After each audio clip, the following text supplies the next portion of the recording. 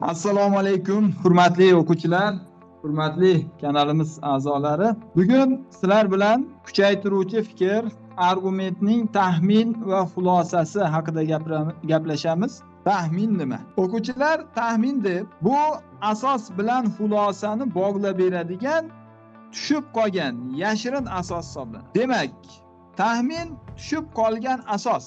Bu nima degani desa, biror kishi bir gapni gapiradida, A gapni gapiradida, undan keyin B'ni aytadi. Bir qaraganda A bilan B'ni aloqasi yo'qday. Lekin mana shu ikkalasini bog'laydigan gapga biz taxmin deymiz. Shuni bog'laydigan gaplar bo'ladi. Mana misol uchun, argument nima edi? Asoslar va xulosalar berardi.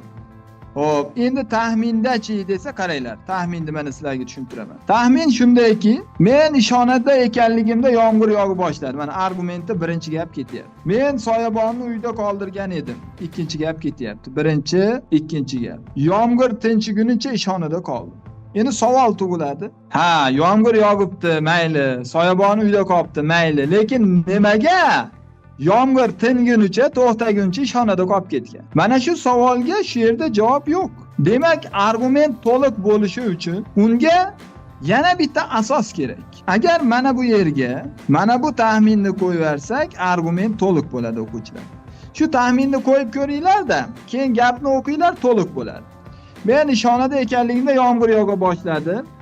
Men soyabonimni uyda qoldirgan edim. Yomg'irda soyabonsiz tashqariga chiqsam, ho'l bo'laman.